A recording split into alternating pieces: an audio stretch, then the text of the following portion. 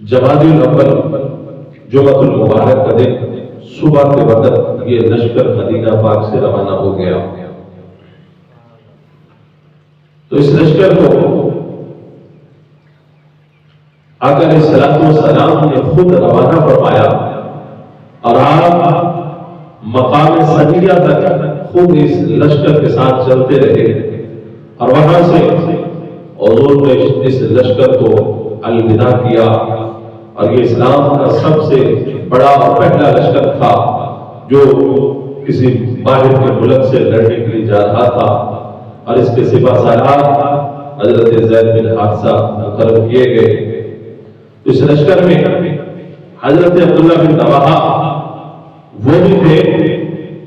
جب یہ لشکر روانہ ہو گیا تو وہ پیچھے رہ گئے اور وہ اس لیے پیچھے رہے کہ چلو جمعے کا دن ہے اور میں جمعہ پڑھ کے حضور کے ساتھ جمعے کی نماز پڑھ کے پھر جو ہے وہ روانہ ہوگا، تاکہ اس خیال سے کہ جنگ پہ جا رہا ہو سکتا ہے وہاں سے پھر واپس آنا ہوگا یا نہیں ہے، تو چلو جاتے جاتے ایک جمعہ حضور کے ساتھ پڑھ کے جاتا ہوں. آقا علیہ السلام والسلام نے جمعۃ المبارک کی نماز پڑھائی. آپ نے دیکھا عبداللہ بن رواحہ وہ بھی جمعے میں شریک ہے. آپ نے فرمایا اے ابن رواحہ تو لشکر کے ساتھ کیوں نہیں گیا؟ کس چیز نے تجھے اپنے ان بھائیوں کے ساتھ جانے سے روکے رکھا؟ عرض کی اردت ان اصلی معک الجمعہ ثم الحقہ. یا رسول اللہ میرا جی چاہتا تھا کہ میں جمعہ آپ کے پیچھے ادا کروں، یہ جمعہ آپ کے پیچھے ادا کروں، بدلے پھر زندگی وفا کرے نہ کرے وہاں سے آنا نصیب ہو یا نہ ہو. تو چلو جاتے جاتے ایک جمعہ اور آپ کے ساتھ پڑھ کے جاؤں. اور پھر جا کر میں نے یہی سوچا کہ اپنے مسلمان بھائیوں کے ساتھ اس لشکر کے ساتھ مل جاؤں گا. آقا علیہ الصلوۃ والسلام نے ان کی یہ بات سنی، اگرچہ ان کی نیت اچھی تھی، عمل بھی اچھا تھا، نماز جمعہ کے لیے رکے اور جمعہ بھی رسول اللہ کے پیچھے ادا کرنا ہے. اور حضور نے فرمایا لو انفقت ما فی الارض جميعا ما ادرکت غدوتہ. فرمایا کہ اے عبداللہ بن رواحہ دنیا کے اندر جو کچھ بھی ہے اگر تو سارا کا سارا اللہ کی راہ میں خرچ کر دے تو جو تیرے بھائی لشکر کے ساتھ روانہ ہو چکے ہیں اب تو مقام اور مرتبہ اور ثواب میں ان کے برابر نہیں پہنچ سکتا ہے. اس لیے کہ انہوں نے میرا حکم مانا اور وہ روانہ ہو گئے. نیت اگرچہ اچھی تھی کہ حضور کے پیچھے جمعہ پڑھوں گا، لیکن حضور نے اللہ کی راہ میں جہاد کرنے کی فضیلت کو بیان کر دیا اور فرمایا کہ جو روانہ ہو چکے تو ساری دنیا کو بھی اللہ کے لیے خیرات کر دے تو ان کے رتبے کو نہیں پہنچ سکتا ہے.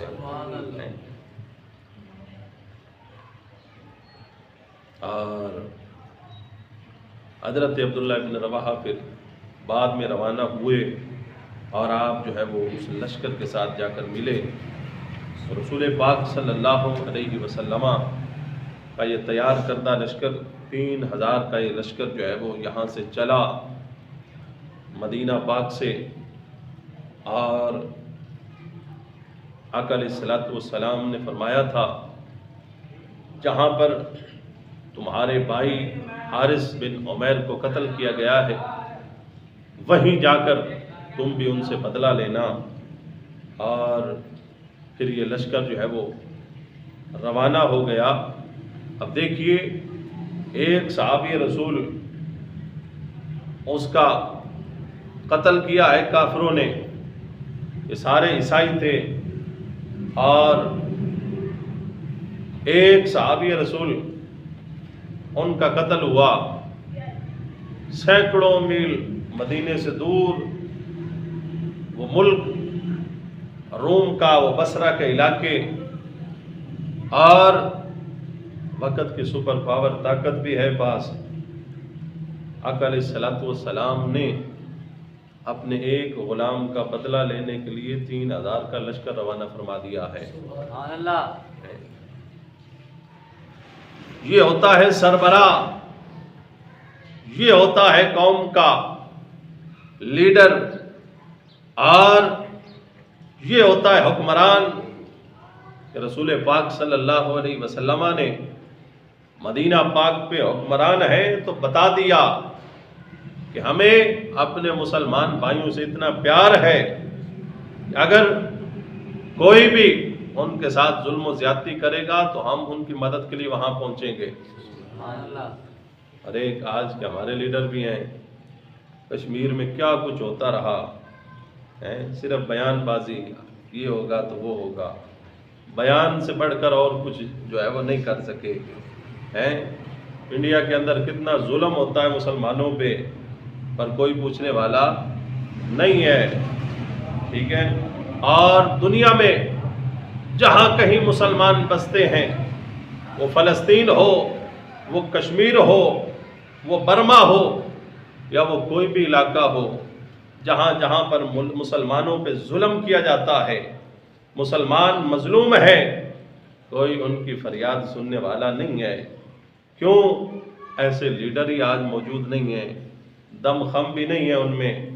اور اللہ کے محبوب علیہ السلام نے یہ نہیں دیکھا کہ اتنا طویل سفر ہے اور اتنا بڑا ملک ہے، اتنی بڑی ان کے پاس فوج ہے اور وقت کی سپر پاور ہے، اور میں جو ہے وہ 3000 کا لشکر بھیج کر، بلکہ آپ نے بھیجا اور حالات و واقعات بھی جانتے تھے، اس لیے پہلے فرما دیا اے زید بن حارثہ اگر تم شہید ہو جاؤ لشکر کی کمان جعفر طیار کے ہاتھ میں ہوگی.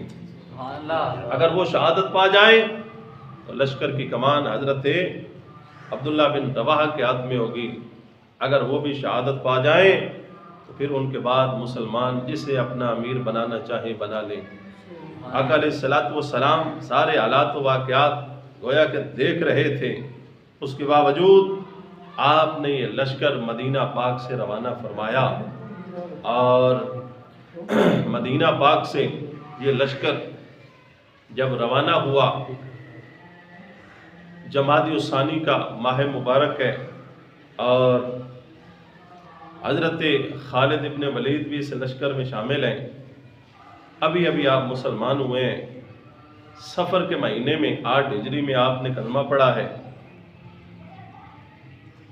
سفر کے بعد ربیع الاول ربیع الثانی ہیں، اور جمادی الاول میں تلوار اٹھا کر ان کے ساتھ چل پڑے، لڑنے کے لیے جا رہے ہیں.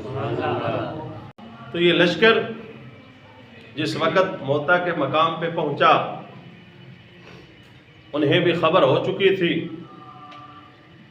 1,00,000 کا لشکر رومی فوج کا، جن میں اکثر و بیشتر عرب کے عیسائی فوجی ہیں، وہ جو ہیں وہ جمع ہیں، اور 1,00,000 کے لشکر کے ساتھ مسلمانوں کا مقابلہ ہونے جا رہا ہے. مسلمانوں کی تعداد کتنی ہے بولیے؟ 3,000. اور سامنے لشکر کتنا ہے؟ 1,00,000 کا لشکر ہے. اس 1,00,000 کے لشکر کے سامنے جب یہ 3,000 کی فوج پہنچی، اور جاتے ہی جب جنگ شروع ہوئی، لشکر کی کمان حضرت زید بن حارثہ کے پاس تھی. وہ دشمن کے ساتھ لڑے، اور لڑتے لڑتے انہوں نے جام شہادت نوش فرمایا. یہاں پہ ایک حدیث پاک حضرت عبداللہ بن عمر راوی ہیں، صحیح بخاری کی حدیث، امام بخاری نے اس حدیث کو نقل کیا، امام بحقی نے نقل کیا. وہ کیا ہے کہ آقا علیہ الصلوۃ والسلام نے مدینہ پاک میں اعلان کروایا اور فرمایا کہ الصلاۃ الجامعہ، سارے لوگ مسجد میں آ جائیں، مسجد میں جمع ہو جائیں. تمام صحابہ مسجد میں جمع ہو گئے، اور یہ حدیث پاک امام نسائی اور امام بحقی نے حضرت قتادہ رضی اللہ تعالیٰ عنہ سے روایت کی ہے، مسجد نبوی میں حضور نے سارے صحابہ کو جمع کیا اور آقا علیہ الصلوۃ والسلام مسجد میں ممبر پہ تشریف فرما ہوئے، ممبر پہ آپ بیٹھے ہیں اور اخبرکم عن جیشکم ھذا، جو لشکر حضور نے روانہ فرمایا ہے آقا علیہ السلام اس لشکر کی خبر عطا فرما رہے ہیں۔ اور کیا فرمایا؟ انہم انطلقوا، میں دیکھ رہا ہوں اس لشکر کی کمان حضرت زید بن حارثہ کر رہے ہیں۔ تھوڑی دیر کے بعد فرمایا فقتل زید شہید، فرمایا کہ زید بن حارثہ شہید ہو گئے ہیں، زید بن حارثہ شہید ہو گئے۔ فاستغفر لہ، صحابہ سے فرمایا ان کے لیے دعا کرو، ان کے لیے دعا کرو۔ صحابہ نے ان کے لیے دعا کی۔ ثم اخذ اللواء، فرمایا کہ پھر اس کے بعد جھنڈا جو ہے وہ جعفر طیار نے تھام لیا اور وہ لڑتے رہے، لڑتے لڑتے حضور نے کچھ دیر کے بعد فرمایا قتل شہیدا، جعفر طیار کی شہید ہو چکے ہیں۔ فاستغفر لہ، حضور نے فرمایا اپنے بھائی کے لیے دعا کرو، ان کے لیے دعا کرو۔ یہ سارا کچھ کہاں بیٹھ کے ہو رہا ہے؟ مسجد نبوی میں ہے، ممبر پہ تشریف فرما ہے اور آپ جو ہے موتا کے سارے حالات و واقعات اپنی آنکھوں کے سامنے دیکھ رہے ہیں اور صحابہ کو بتا رہے ہیں۔ بولیے نا سبحان اللہ۔ کسی کو تو علم غیب کہتے ہیں، کسی کا نام تو غیب ہے، یہی تو علم غیب ہے کہ سارا کچھ وہاں سے ملاحظہ فرما رہے ہیں اور اپنے غلاموں کو بتا رہے ہیں۔ اور دوسری بات پتہ چلی کہ مرنے والوں کے لیے دعا کرنا ہے، یہ کوئی آج نیا طریقہ نہیں ہے، حضور نے بھی اسی طرح کیا ہے، صحابہ نے بھی اسی طرح کیا ہے۔ اگرچہ وہ شہید ہیں لیکن پھر بھی فاستغفر لہ، ان کے لیے دعا کرو۔ پھر اس کے بعد حضور نے فرمایا کہ جعفر طیار وہ بھی شہید ہو گئے اور جھنڈا جو ہے وہ تھام لیا عبداللہ بن رواحہ نے، فرمایا وہ بھی لڑتے لڑتے شہید ہو گئے۔ اس کے بعد حضور نے پھر اسی طرح فرمایا اور پھر فرمایا ثم اخذہ خالد بن الولید، پھر اس کے بعد یہ جھنڈا حضرت خالد بن ولید نے تھاما ہے اور آقا علیہ الصلوۃ والسلام نے فرمایا ثم امر نفسہ، ان کے لیے دعا کرو، ان کے لیے دعا کرو۔ اور آقا علیہ الصلوۃ والسلام نے دعا کی، صحابہ نے دعا کی اور حضور کے دعا کے لفظ کیا تھے؟ اللہم انہ سیف من سیوفک فانت تنصرہ، اے اللہ خالد تیری تلواروں میں سے ایک تلوار ہے، اس کی مدد فرما۔ خالد تیری تلواروں میں سے ایک تلوار ہے اور خالد ابن ولید کی مدد فرما۔ اس کے بعد سے آپ کا نام سیف اللہ پڑ گیا، اللہ کی تلوار۔ کیا نام پڑ گیا؟ اللہ کی تلوار۔ اور خالد ابن ولید اللہ کی تلوار کا لقب پا گئے۔ ابھی جو ہے وہ 2 مہینے پہلے اسلام لائے ہیں اور یہ سارا کچھ حضور مسجد نبوی میں بیٹھے بیان فرما رہے ہیں۔ اور پھر اگلی حدیث پاک جو ہے وہ حضرت یعلا بن امیہ رضی اللہ عنہ، وہ اس واقعے کے کئی دنوں بعد مدینہ پاک میں آئے اور وہ جنگ موتا کے حالات بتانے کے لیے آئے۔ یہ وہیں پہ حاضر تھے اور آ کر خبر دینے حاضر ہوئے کہ وہاں کیا حالات ہوئے، کیا کچھ ہوا، وہ سارا کچھ بتانے کے لیے مدینہ میں آئے۔ فقال رسول اللہ صلی اللہ علیہ وسلم ان شئت اخبرنی وان شئت اخبرک بخبرہم۔ حضور نے اس صحابی یعلا بن امیہ کو دیکھ کے فرمایا کہ تو اتنا دور دراز کا سفر کر کے کس لیے آیا ہے؟ عرض کیا رسول اللہ، جنگ موتا کے سارے حالات و واقعات بتانے کے لیے، وہاں کیا صورتحال ہوئی، کیا کچھ نتیجہ ہوا، سارا کچھ بتانے کے لیے آیا ہوں۔ حضور نے فرمایا ان شئت اخبرنی وان شئت اخبرک، اگر تو چاہے تو تو بتا دے، وگرنہ ہم بتا دیتے ہیں کہ وہاں کیا کیا ہوا ہے۔ سبحان اللہ، سبحان اللہ، سبحان اللہ دے نا۔ فرمایا اگر تو چاہے تو بتا دے، وگرنہ ہم بتا دیتے ہیں کہ وہاں کیا کیا ہوا ہے۔ تو عرض کیا رسول اللہ پھر آپ بھی ارشاد فرما دیں، آپ بھی بتا دیجیے۔ فأخبرہ رسول اللہ صلی اللہ علیہ وسلم خبرہم کلہ، آقا علیہ الصلوۃ والسلام نے پھر جو کچھ وہاں ہوا تھا ہر چیز کے بارے میں بتایا۔ کلہ، ہر چیز کے بارے میں حضور نے بتایا۔ اور صحابی رسول کھڑے ہو گئے، والذی بعثک بالحق ما ترکت من حدیثہم حرفا واحدا لم تذکرہ وان امرہم۔ صحابی رسول کھڑے ہو کر انہوں نے قسم اٹھائی، مسجد نبوی میں کھڑے ہو کر قسم اٹھائی اور کہا کہ قسم بخدا، جس طرح حضور نے بیان فرمایا ہے موتا میں ہمارے ساتھ اسی طرح ہوا ہے، نہ ایک حرف آگے ہے نہ ایک حرف پیچھے ہے، حرف بحرف حضور نے اسی طرح بتایا ہے۔ یہ خبر دی جا رہی ہے، حضور گئے نہیں، لیکن یہاں بیٹھ کر سارا کچھ آپ ملاحظہ فرماتے رہے۔ اور جب یہ بات ہوئی نا تو صحابہ حیران، وہ خبر لے کر آنے والی صحابی حیران، یہ کیا ہو گیا، دیکھ کے تو میں آ رہا ہوں پر آپ یہاں بیٹھے سارا کچھ بیان فرما رہے ہیں۔ تو حضور نے فرمایا ان اللہ عز وجل رفع الارض حتی، فرمایا کہ اللہ رب العزت نے میرے لیے اس زمین کو بلند کر دیا، میں یہاں سے بیٹھ کے وہاں سارا کچھ جو ہو رہا تھا دیکھتا رہا ہوں۔ سبحان اللہ،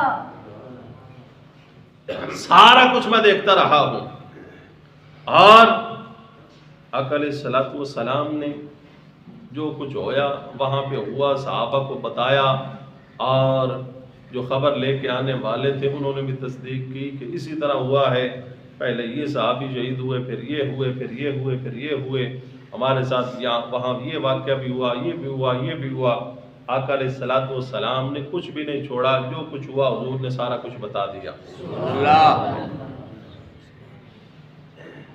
تو پھر اسی بات کو تو عقیدہ علم غیب کہتے ہیں۔ اللہ نے اپنے محبوب کو علم غیب عطا فرمایا ہے۔ سبحان اللہ، رب نے اپنے محبوب کو غیب کا علم عطا فرما رکھا ہے، اور اس لیے تو اعلیٰ حضرت نے فرمایا نا، خلق سے اولیاء، اولیاء سے رسول، سب رسولوں سے اعلیٰ ہمارا نبی۔ اس کے بعد آقا علیہ الصلوۃ والسلام نے فرمایا کہ میں دیکھ رہا ہوں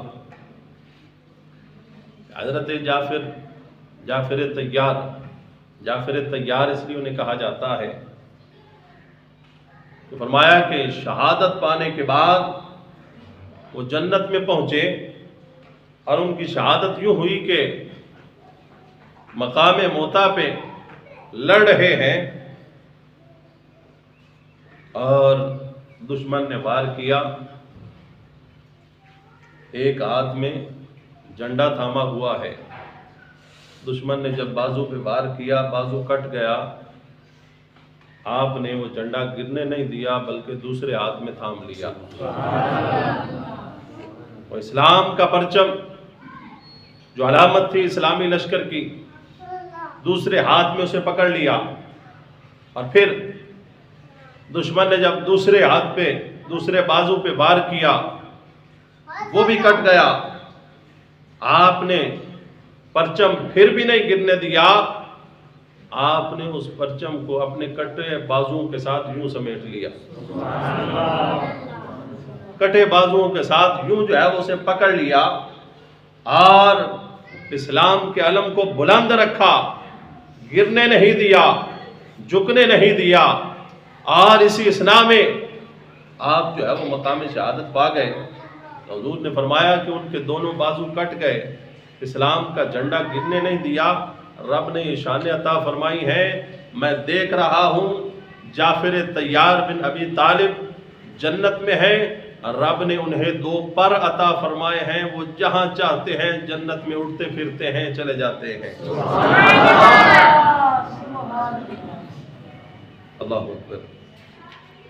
تو سنیے ایک اور حدیث پاک جس کے راوی حضرت عبداللہ ابن عمر ہے. آپ فرماتے ہیں کہ میں بھی اس جنگ میں حاضر تھا اور ہم نے دیکھا کہ حضرت جعفر طیار علی المرتضیٰ کے بھائی ہیں، ابو طالب کے بیٹے ہیں، اور ابھی ابھی جو ہے وہ حبشہ سے ہجرت کر کے واپس مدینہ میں آئے تھے. تو حضور نے انہیں جنگ موتا کے لیے روانہ فرما دیا. اور انہوں نے یہ بھی نہیں عرض کیا رسول اللہ ابھی تھکا آیا ہوں سفر سے، کہاں حبشہ اور کہاں مدینہ، اتنا دور کا سفر کر کے آیا ہوں، کچھ آرام کر لوں پھر چلا جاؤں گا. حضور نے فرمایا اس جنگ کے لیے تیار ہو جاؤ. تو پھر اسی طرح تیار ہو کے کھڑے ہو گئے. اللہ اکبر. آقا علیہ الصلوۃ والسلام کہ صحابی حضرت عبداللہ ابن عمر فرماتے ہیں کہ میں نے جنگ موتا میں حضرت جعفر طیار مولا علی کے برادر انہیں دیکھا، بڑی بہادری کے ساتھ لڑتے لڑتے جب جام شہادت نوش فرمایا ہے. فرماتے ہیں کہ ان کے جسم پہ 60 سے زائد زخم لگے تھے، تیروں کے اور تلواروں کے اور نیزوں کے. اور دوسری حدیث پاک کے لفظ ہیں، حضرت عبداللہ بن عمر فرماتے ہیں کہ میں نے اس وقت آپ کے جسم پاک کو دیکھا. آپ کی عمر تھی 33 سال. کتنی عمر تھی؟ 33 سال. کڑیل نوجوان تھے اور اسلام کا جذبہ اتنا کہ حبشہ سے واپس سیدھا ادھر ہی آ گئے. اور بچے ابھی چھوٹے چھوٹے ہیں، ان بچوں کا بھی خیال نہیں کیا اور نہ ہی حضور سے کوئی رخصت مانگی ہے، بلکہ یہاں آ گئے.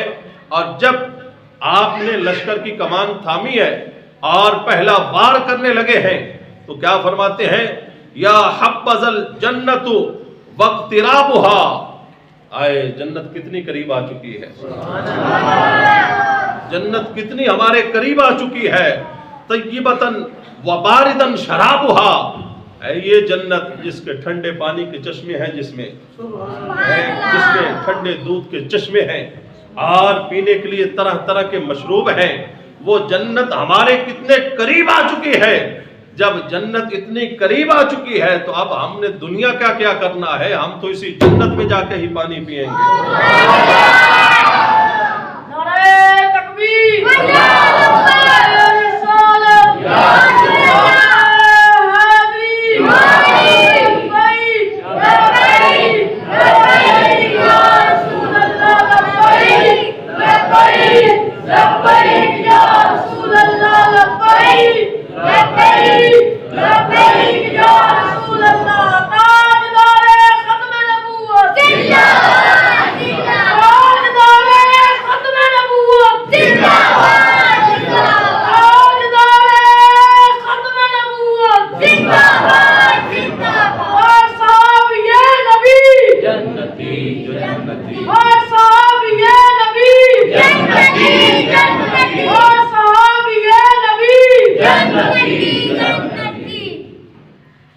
اور ابن عمر کیا فرماتے ہیں؟ فعددت بہ 50، میں نے آپ کی لاش مبارک دیکھی تو میں وہاں پہ بیٹھ گیا اور میں نے آپ کے جسم پہ لگے زخموں کو گنا، ان کی تعداد 50 تھی۔ کتنی تھی؟ 50۔ اور کیا فرماتے ہیں؟ لیس منہا شیء فی دبرہ، وہ 50 کے 50 زخم ہی آپ کے سینے اور پیٹ پہ لگے تھے، سامنے لگے تھے، کوئی زخم بھی آپ کی پیٹھ پہ نہیں تھا، کوئی زخم بھی آپ کی پیٹھ پہ نہیں تھا۔ شیروں کی طرح مقابلہ کیا ہے، شیر خدا کے بھائی ہیں نا، شیروں کی طرح لڑے ہیں اور منہ پھیر کے پیچھے واپس نہیں گئے۔ سارے زخم ابن عمر فرماتے ہیں میں نے گنے، آپ کے سارے سینے پہ زخم لگے تھے یا پیٹ میں لگے ہوئے تھے اور ٹانگوں پہ زخم تھے، کوئی بھی پچھلی طرف ایک زخم بھی نہیں تھا، جو اس بات کی علامت تھی کہ ہمارے یہ قائد اور سردار اور ہمارے یہ سپہ سالار بڑی بہادری کے ساتھ لڑے ہیں اور منہ جو ہے وہ پھیر کے واپس نہیں بھاگے ہیں، بلکہ سینہ تان کے لڑتے رہے ہیں اور مقام شہادت پا گئے ہیں۔ اللہ اکبر۔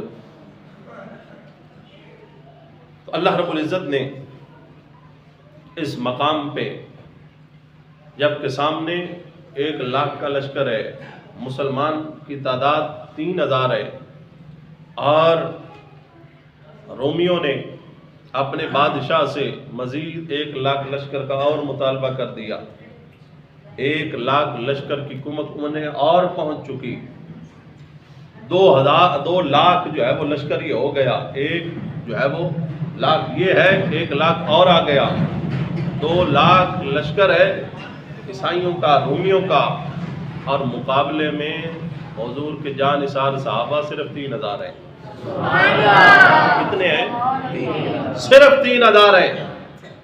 اور آپ تاریخ اسلام کا یہ سنہرا باب اٹھا کے دیکھیے، 7 دن تک جنگ ہوتی رہی۔ جب خالد ابن ولید نے کمان تھامی، آپ لشکر کو واپس پلٹا کے لے گئے کہ واپس پلٹاؤ، مسلمان واپس پلٹے، رات کا وقت ہو گیا، مسلمانوں نے آرام کیا، اپنی قوت کو بحال کیا، صبح اٹھ کے پھر یہ نہیں دیکھا کہ وہ 2 لاکھ ہو چکے ہیں، پھر صبح اٹھ کے چڑھائی کر دی۔ 7 دن یہ جنگ نہیں رکی ہے، اور ان 7 دنوں میں مورخین نے لکھا، تاریخ نگاروں نے یہ بات لکھی، اس 7 دنوں میں جنگ نہیں رکی ہے۔ خالد ابن ولید کے ہاتھوں 9 تلواریں ٹوٹ چکی ہیں، 9 تلواریں لڑتے لڑتے آپ کے ہاتھوں ٹوٹ گئیں، پر خالد ابن ولید فرماتے ہیں یمنی لوہے کے بنی تلوار ایک تھی جو میرے ہاتھ میں ٹک پائی، وگرنہ اس دن ہم نے اتنے مشرکوں کو اور اتنے کافروں کو قتل کیا تھا کہ 9 تلواریں میری ٹوٹ چکی۔ اور صحابہ کہتے ہیں صبح دن چڑھے سے لے کر غروب آفتاب تک ہمارا اور کوئی کام نہیں ہوتا تھا، پر ہم کافروں کو بڑھتے جاتے تھے، قتل کرتے جاتے تھے، اور ہم نے اتنے ان کے بندے مارے کہ فرمایا ہماری گنتی میں نہیں آئے کہ وہ کتنے ہم مار چکے ہیں۔ 7 دنوں کے بعد جب رومی لشکر بھاگنے پہ مجبور ہوا، خالد ابن ولید نے فرمایا کہ اپنے ساتھیوں کو جمع کرو۔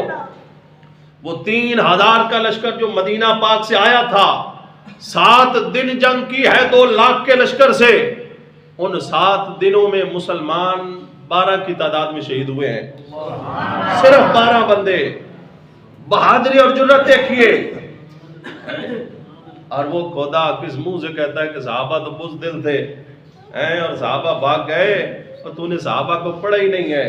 7 دن جنگ، 2 لاکھ کا لشکر، لگاتار جنگ ہے، ان کے اتنے مر چکے ہیں کہ گنتی میں نہیں آئے، اور ان کے صرف 12 ہیں جنہوں نے شہادت پائی ہے،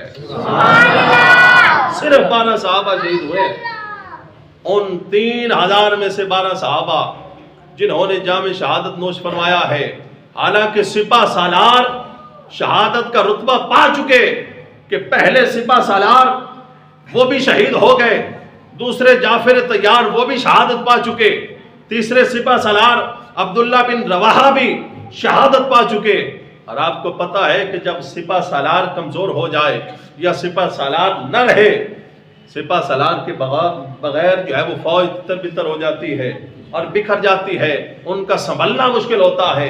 पर यहाँ 3 सिपा सालारों ने जामे शहादत नोश फरमाया है, पर सहाबा के पांव फिर भी उसी तरह जमे हुए हैं। एक सहाबी भी वापस नहीं पलटा है।